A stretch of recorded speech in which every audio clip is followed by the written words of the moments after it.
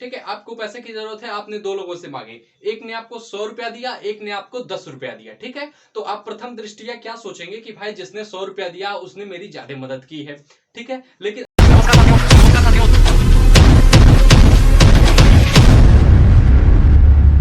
साथियों, स्वागत करता हूं आपके अपने इस YouTube चैनल मैथ्स बाय संस्कारी ब्राह्मण में। स्टैटिस्टिक्स की हमारी ये 5वीं क्लास है और इसमें हम पढ़ने वाले हैं मेजर्स ऑफ डिस्पर्जन के बारे में। तो इसके पहले हम ये लेक्चर स्टार्ट करें उसके पहले मैं आपसे एक प्रश्न पूछना चाहता हूं। मान लीजिए आपको पैसे की जरूरत है, ठीक है, आपको पैसे की जरूरत है, आपने दो लोगों से मांगे, एक ने आपको 100 रुपया दिया, एक ने आपको 10 रुपया दिया। ठीक है, तो आप प्रथम दृष्टिया क्या सोचेंगे कि भाई जिसने 100 रुपया दिया उसने मेरी ज्यादा मदद की है। ठीक है, लेकिन अगर एट द सेम टाइम मैं बताऊं कि जिसने 10 रुपया दिया है उसकी टोटल इनकम 100 रुपया है और जिसने आपको 100 रुपया दिया है उसकी टोटल इनकम 1 करोड़ रुपए है, तो अब बताइए किसने ज्यादा दिया आपको।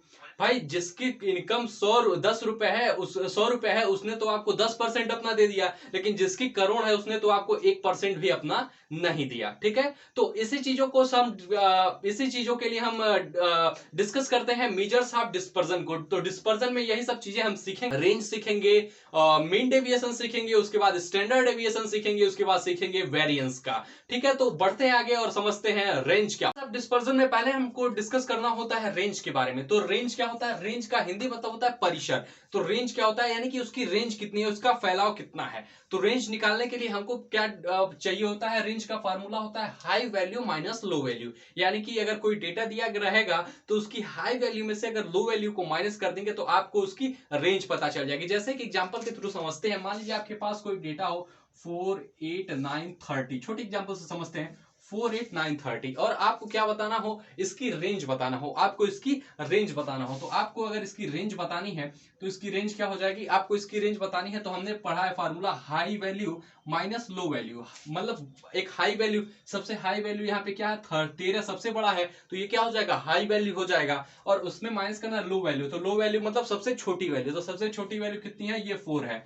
तो high value minus low value करेंगे तो हाई वैल्यू हो जाएगा 13 और लो वैल्यू कितना हो जाएगा? 4। तो ये कितना हो जाएगा? 9 हो जाएगा। तो यहां से रेंज क्या आ जाएगा? 9 आ जाएगा। रेंज क्या आ जाएगा? 9 आ जाएगा।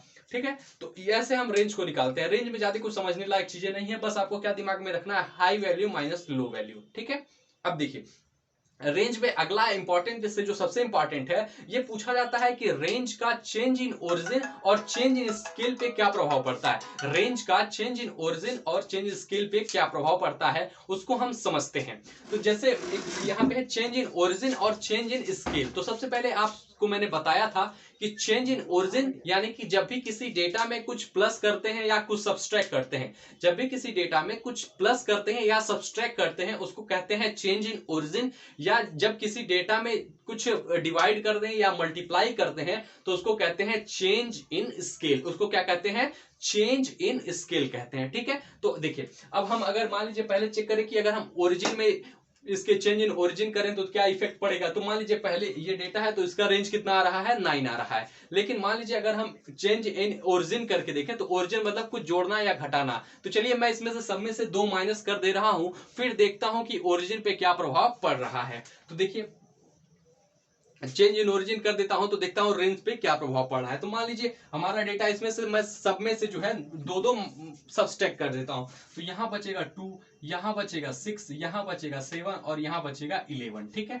तो अगर हम अब रेंज निकालें तो अब रेंज निकालेंगे तो फिर वही formula low value minus high value. तो लो वैल्यू हमारी है 2 और हाई वैल्यू है कितना? 11 है। तो अब हम अगर रेंज निकाले तो 11 माइनस 2 करेंगे तो कितना आ जाएगा? 9 आ जाएगा। यानी कि अब भी हमारी रेंज 9 ही है। पहले भी रेंज 9 थी, अब भी रेंज 9 ही है। तो एक कंक्लूजन हम यहां से निकाल सकते हैं कि जब भी हम रेंज में चेंज इन ओरिजिन करते हैं, जब भी किसी रेंज में अगर रेंज के साथ चेंज इन ओरिजिन किया जाता है तो हमारे रेंज पर कोई प्रभाव नहीं पड़ता है। यानी कि नो चेंज। क्या हो जाएगा? यहां पे क्या कह सकते हैं आप? No change. यानी कि चेंज इन ओरिजिन से रेंज पर कोई फर्क नहीं पड़ता है। चेंज इन ओरिजिन से रेंज पर कोई फर्क नहीं पड़ता है। अब बात करते हैं चेंज इन स्केल की।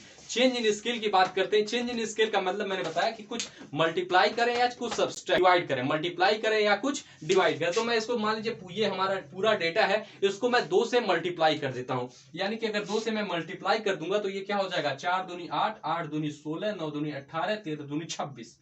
ठीक है। अगर हम फिर अब रेंज कैलकुलेट करें तो हमारा क्या हो जाएगा, high value minus low value, same formula हो जाएगा। यहाँ सबसे हाई वैल्यू क्या है 26, सबसे क्या है हाई वैल्यू 26 और लो वैल्यू कितना है 8 है। तो अगर हम 26 में से 8 को माइनस करेंगे तो आ जाएगा 18। ठीक है, पहले हमारा डेटा था तो रेंज 9 आ रहा था, फिर हमने क्या किया, अपने पूरे डेटा को 2 से मल्टीप्लाई कर दिया तो हम आया है 18, यानी कि हमारा जो रेंज आया है वो भी 2 से मल्टीप्लाइड हो गया है। यानी कि एक चीज हम यहां से कंक्लूजन निकाल सकते हैं, जब भी किसी डेटा में अगर कुछ मल्टीप्लाई करेंगे या कुछ डिवाइड करेंगे तो रेंज भी उतना मल्टीप्लाई या डिवाइड हो जाएगा। तो ये फर्क होता है चेंज इन स्केल का रेंज पर। यानी कि मान लीजिए पहले हमारा रेंज आर रहा हो और मान लीजिए ए कोई डेटा है, अगर उसको मल्टीप्लाई करेंगे तो रेंज में भी वो हो जाएगा, या डिवाइड करेंगे तो ए उसमें डिवाइड भी हो जाएगा।